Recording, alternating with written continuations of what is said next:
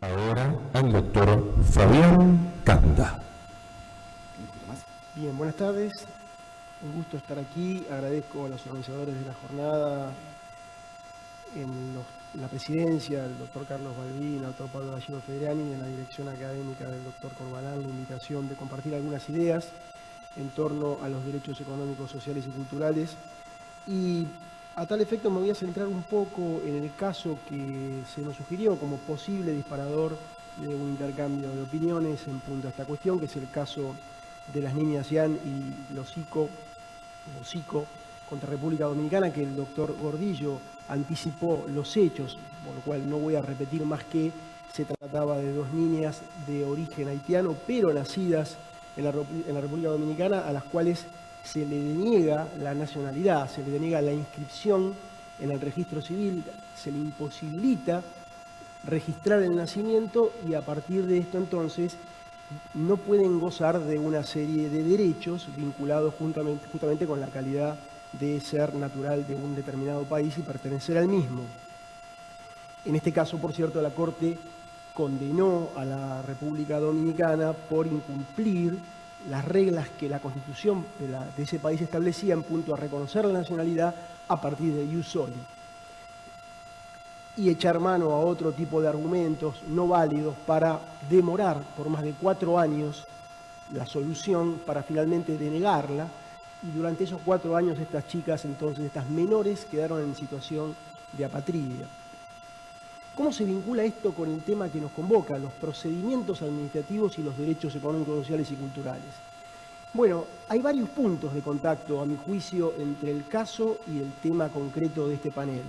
En primer lugar, me interesa llamar la atención en cuanto a la interdependencia e interrelación de los derechos que están en juego. Fíjense ustedes, desde un punto de vista material, solemos hablar de derechos de primera, de segunda y de tercera generación, pero también es cierto que la doctrina suele reaccionar a veces, más allá de la valía didáctica de la explicación, en la idea de establecer compartimentos estancos y derivar de ellos entonces consecuencias distintas como la operatividad de uno y no de otros. Todo este tema está abierto a la discusión y aquí se nota en este caso cómo en realidad un derecho de primera generación como el derecho a la nacionalidad, si no se cumple, impide que se cumplan otros. La Corte aquí habla del derecho a la nacionalidad como prerequisito para el ejercicio de los derechos económicos, sociales y culturales y dice, si no tiene nacionalidad, aunque sea una niña, aunque sea menor, aunque pertenezca a un grupo vulnerable, porque los haitianos son un grupo vulnerable dentro de la comunidad dominicana, no puede ejercer ninguno de los derechos sociales, el derecho a la vivienda, a la salud y en el caso puntual además el derecho a la educación. Entonces aquí hay una primera apreciación que me interesa puntualizar que se extrae del fallo. Hay una interrelación entre todos los derechos materiales más allá de la generación de derechos a la que presuntamente pertenece. Una segunda mirada de este caso marca una interdependencia entre el derecho sustancial y el derecho que vamos a denominar formal o procedimental. ¿Por qué?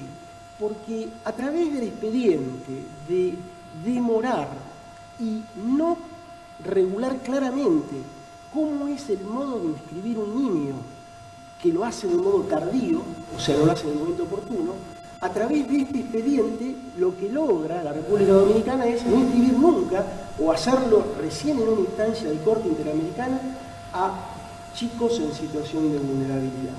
Entonces fíjense ustedes cómo una cuestión que parece casi inocua, una regulación defectuosa de un procedimiento, una apertura a la discrecionalidad del órgano que tiene que resolver cuáles son los requisitos. 12 requisitos le apuntó la autoridad administrativa del registro civil que no habían cumplido estas niñas, cuando el único requisito a cumplir era el ius soli, pero al haber discrecionalidad permitió este abuso. Entonces hay también allí una interdependencia entre los derechos materiales y los derechos formales, de algún modo ya anticipados por nuestra Corte en los precedentes Sirico, cuando dice, al crear la acción de amparo, mire, por más derecho fundamental que sea, si no hay un mecanismo procedimental o una acción judicial para hacerlo valer, no tiene ningún sentido. Esto se ve una vez más, se repite en la historia del derecho, pero se ve una vez más en este caso. Tercer apunte que quiero señalar es, hablamos en materia de litigio estructural y hemos centrado la atención en el proceso judicial de litigio estructural y hemos hablado de fallas estructurales. Bueno, estas fallas estructurales que llegan a la justicia y entonces la justicia por ahí está resolviendo cómo se sanea un río o cómo se tiene que corregir una situación carcelaria totalmente anómica. Bueno, esto empieza con una falla estructural en el procedimiento administrativo, como es en este caso un ejemplo, una regulación deficiente, abierta a la discrecionalidad que se convierte en arbitrariedad, impide el registro de un nacimiento y el goce de los derechos esenciales de estas dos, por entonces, criaturas. De modo que la falla estructural está en sede administrativa y probablemente allí es donde la administración se tiene que hacer cargo de corregirla. Desde este mismo ángulo, también esto me invita a reflexionar sobre la necesidad de generar procedimientos administrativos urgentes. ¿Cómo puede ser que haya procesos urgentes creados pretorianamente, como la acción de amparo con origen en nuestra Latinoamérica, y la administración no tenga un procedimiento para casos como estos, donde una persona prácticamente no existe si no se le reconoce la existencia, como habla la Corte, de la personalidad jurídica, dicho desde el punto de vista del reconocimiento de la persona desde el derecho? ¿Cómo impacta este caso de cara a los principios generales del procedimiento administrativo que estudiamos en nuestras materias de grado y de posgrado? Si es que tiene algún impacto. ¿Tiene que ver la situación de vulnerabilidad? ¿Tienen que ver los derechos económicos y sociales para modular los clásicos principios generales que estudiábamos? Bueno, por lo pronto el principio de legalidad parece que se necesita potenciarlo. Aquí dice la Corte Interamericana algo muy interesante. Hay que generar un procedimiento claro, objetivo y anterior para inscribir los nacimientos. No puede quedar a criterio de quien tiene que resolver cómo hacerlo. Aquí tenemos entonces el deber de reglar, pero contrariamente a lo que solemos estudiar en el derecho administrativo, donde reglamos para limitar derechos, este modo de entender lo reglado es un modo de entender lo reglado pro homine, es decir, reglar en defensa del derecho para evitar el arbitrio del funcionario que tiene que aplicar la norma. Alcanza con el clásico informalismo o formalismo moderado ante situaciones de extrema vulnerabilidad. Fíjense ustedes que estas dos niñas llegan a la Corte Interamericana seguramente porque han obtenido algún tipo de asistencia. ¿Cuántas niñas hay en la República Dominicana que no han tenido esta suerte? ¿Cuántos hay en nuestro país?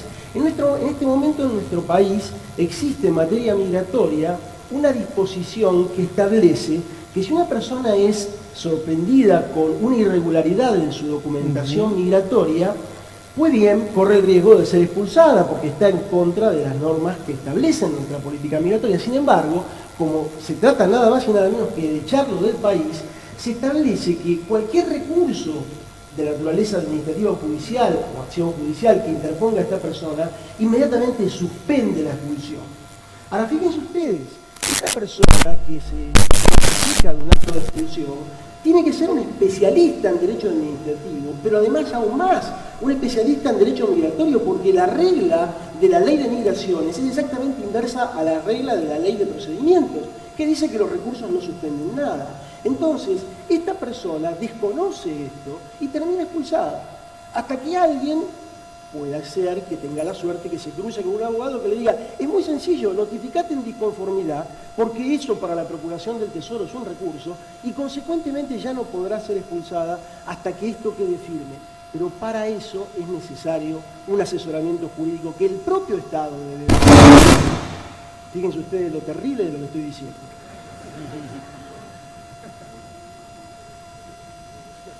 En todo esto, por otro lado, es absolutamente indispensable, me parece a mí, profundizar el principio de búsqueda de la verdad material. El Estado, cuando se trata de situaciones de máxima vulnerabilidad, debe partir de la base de que tiene que investigar seriamente cómo satisfacer esa necesidad. El principio de búsqueda de la verdad material debe ser profundizado, el principio de impulsión e instrucción de oficio. Para ir cerrando, no puede el procedimiento quedar a la saga del proceso, no puede ser que los legitimados extraordinarios del proceso aparezcan reconocidos y no tengan espacio en el procedimiento, que no esté regulada su participación.